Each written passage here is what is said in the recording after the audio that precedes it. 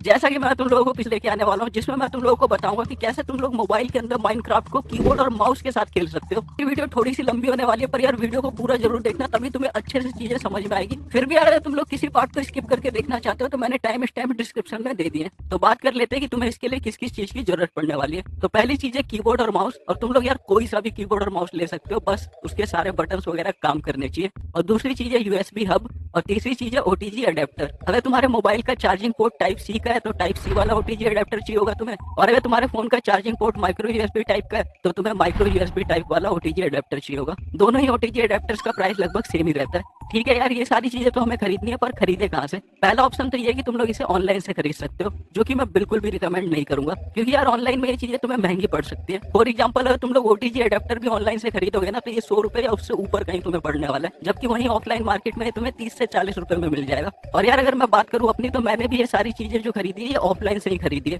For example, ये जो keyboard है ये 200 रुपए का है, ये जो माउस है ये 150 रुपए का है, और ये जो यूएसबी हब है ये 200 रुपए का बोल रहा था दुकान वाला, पर मैंने बोला उसे 150 रुपया देगा।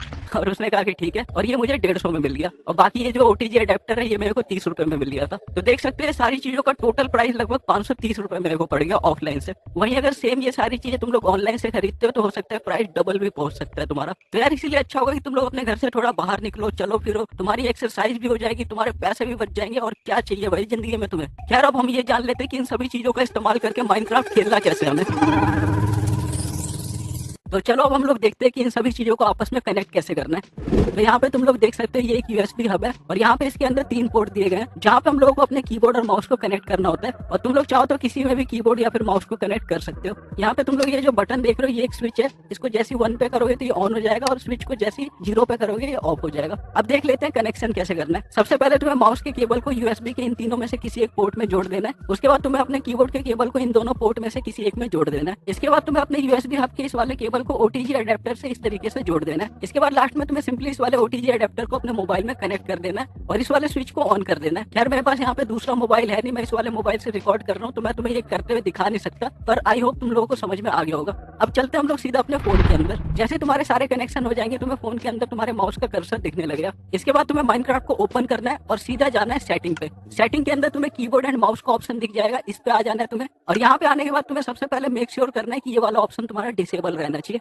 अब तुम लोग चाहो तो यहाँ पे अपने कीबोर्ड और माउस के कंट्रोल को कस्टमाइज कर सकते हो, जिसे करना काफी ज्यादा सिंपल है। फॉर एग्जांपल, मैं यहाँ पे चाहता हूँ कि मैं अपने कुछ कंट्रोल्स को चेंज करूँ। जैसे कि मैं चाहता हूँ कि अगर मेरे को आइटम को ड्रॉप करना हो तो मैं पी बटन दबा के ड्रॉप करूँ, ना कि क्यू से। और मेरा अभी क्यू पे सेट हो रखा है, मैं इसे पी पे सेट करना चाहता हूँ। तो इसके लिए मेरे को सिंपली इस पे लेफ्ट क्लिक करना है। जैसे ही मैं इसके ऊपर लेफ्ट क्लिक करूंगा तो ये बटन कुछ ऐसा सा बन के आ जाएगा। तो अब मेरे को यहाँ पे पी बटन दबाना है। जैसे ही मैं पी बटन दबाऊंगा तो मेरा ड्रॉप आइटम जो है पी पे सेट हो जाएगा, यानी कि अब मैं पी बटन का यूज करके अपने आइटम्स को माइनक्राफ्ट में ड्रॉप कर सकता हूँ। आई होप तुम लोगों को समझ में आया होगा। वैसे मैं अपना जो अटैक करने का जो बटन है उसे मैं बटन 1 पे सेट करना चाहता हूँ। बटन 1 का मतलब होता है माउस का लेफ्ट क्लिक। तो इसके लिए मैं सिंपली अटैक वाले ऑप्शन पे जाऊंगा और यहाँ पे लेफ्ट क्लिक करूंगा, और जैसे मैं लेफ्ट क्लिक करूंगा तो मेरा बटन कुछ ऐसा दिखने लगेगा। जैसे मैं लेफ्ट क्लिक को यहाँ पे दबाऊंगा तो मेरा जो बटन 1 होगा, यानी कि लेफ्ट क्लिक जो होगा, वो मेरा सेट हो जाएगा अटैक और डिस्ट्रॉय के लिए। पर ऐसा करते ही जो मेरा प्लेस ब्लॉक वाला ऑप्शन है वो अनअसाइंड हो जाएगा, क्योंकि वो पहले बटन 1 पे सेट था और अब बटन 1 का यूज किसी और काम के लिए हो रहा है। तो अब मैं चाहूँ तो इसे बटन 2 के लिए सेट कर सकता हूँ, यानी कि माउस के राइट क्लिक के लिए। तो प्रोसेस बिल्कुल सेम है।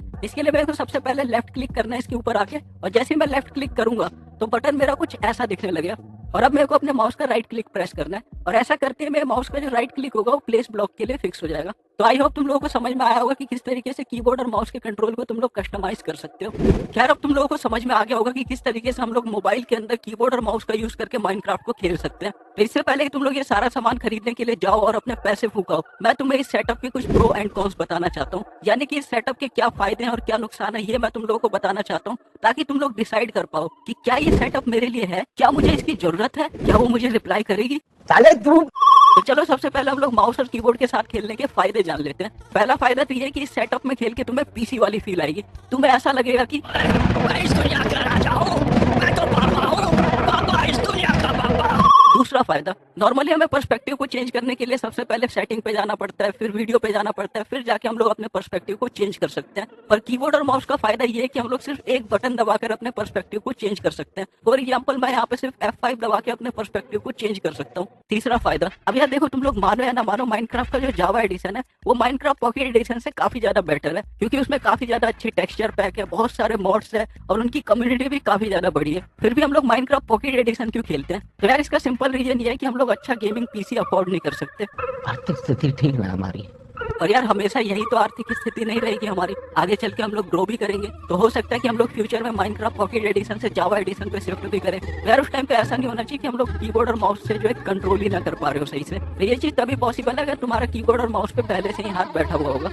चौथा फायदा, अगर तुम लोग मोबाइल से माइनक्राफ्ट की वीडियोस वगैरह बनाते हो तो ये तुम्हारे लिए काफी ज्यादा यूजफुल होने वाला है, क्योंकि यार इससे पहला फायदा तो ये मिल जाता है कि जब भी तुम लोग कीबोर्ड और माउस का यूज करके खेलते हो तुम्हारी स्क्रीन पे से सारे बटन्स वगैरह अपने आप ही गायब हो जाते हैं, जिससे कि तुम्हारी स्क्रीन काफी ज्यादा क्लियर दिखती है और तुम्हारा गेम प्ले काफी ज्यादा साफ सुथरा रिकॉर्ड होता है। दूसरा फायदा ये है कि तुम लोग लंबे टाइम तक कीबोर्ड और माउस का यूज करके खेलते हो तो तुम्हारा हाथ इस पे काफी अच्छा खासा बैठ जाएगा और तुम लोग काफी सही प्रो बन सकते हो माइनक्राफ्ट के अंदर, जो कि तुम्हारे गेमिंग कंटेंट को इंप्रूव करने में काफी ज्यादा हेल्पफुल साबित हो सकता है। देखो यार हम लोगों ने फायदों की तो काफी बात कर ली, अब बात कर लेते हैं कि कीबोर्ड और माउस से खेलने के नुकसान क्या है। देखो पहला नुकसान तो ये है कि तुम्हारे फोन का बैटरी जल्दी डिस्चार्ज होगा, जिसका देखो सिंपल सा रीजन ये है कि माइनक्राफ्ट अपने आप में एक हैवी गेम है, ऊपर से हम लोगों ने कीबोर्ड और माउस भी कनेक्ट कर रखा है, और ये जो कीबोर्ड और माउस हम लोगों ने कनेक्ट किया इनका खुद का कोई एक्सटर्नल पावर सप्लाई नहीं है, ये हमारे मोबाइल से ही पावर ले रहे हैं, तो ऑब्वियस सी बात है बैटरी तो यार जल्दी खत्म होगी ही। दूसरा नुकसान, हीटिंग प्रॉब्लम।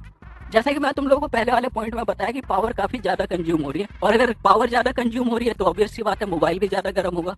तीसरा नुकसान, कई सारे फोन ऐसे होते हैं जिनके अंदर माउस का राइट क्लिक काम ही नहीं करता है। फॉर एग्जांपल अगर मैं तुम लोगों को अपने डिवाइस के बारे में बताऊं, मेरा फोन है पोको X3 Pro। जब मैंने पहली बार अपने मोबाइल के अंदर पूरा एक कीबोर्ड और माउस वाला सिस्टम लगाया था तो मेरे में भी माइनक्राफ्ट के अंदर राइट क्लिक काम नहीं कर रहा था, जो कि यार सच में काफी ज्यादा एनोइंग होता है। तो इसके सॉल्यूशन के लिए मैंने यूट्यूब और गूगल पे काफी ज्यादा सर्च वगैरह किया, और वहाँ पे जितने भी तरीके उन लोगों ने बता रखे थे उनमें से कोई भी मेरे मोबाइल के अंदर काम नहीं किया। पर कुछ टाइम बाद जब मैंने ओरिजिनल माइनक्राफ्ट को प्ले स्टोर से परचेज किया, हाँ मेरे पास जो पहले वाला माइनक्राफ्ट था वो पायरेटेड वाला था, और अगर तुम लोगों को जानना है कि पायरेटेड और पेड वाले माइनक्राफ्ट में क्या डिफरेंस होता है तुम लोग मेरे को कमेंट में बता सकते हो, मैं इसके ऊपर भी एक वीडियो लेके आ जाऊंगा। खैर मैंने माइनक्राफ्ट को प्ले स्टोर से परचेज किया, उसके बाद मैंने दोबारा से पूरा जो सेटअप है कीबोर्ड और माउस का मैंने लगाया, और इस बार एक मिरेकल हुआ, मेरा राइट क्लिक काम करने लग गया। और यार मैं सच बता रहा हूँ अगर तुम्हारे माउस का राइट क्लिक काम नहीं कर रहा है ना तब भी तुम लोग माइनक्राफ्ट को कीबोर्ड और माउस के साथ खेल सकते हो, और यार तुम्हें स्टार्टिंग में बड़ा ही अनकंफर्टेबल सा लगेगा खेलने में। चौथा नुकसान, ये जो सेटअप है पोर्टेबल नहीं है, यानी कि यार तुम लोग हर जगह ले जाके इसको नहीं खेल सकते, अगर खेलना है तो घर पे खेल सकते हो अपने टेबल वेबल पे लगा के या फिर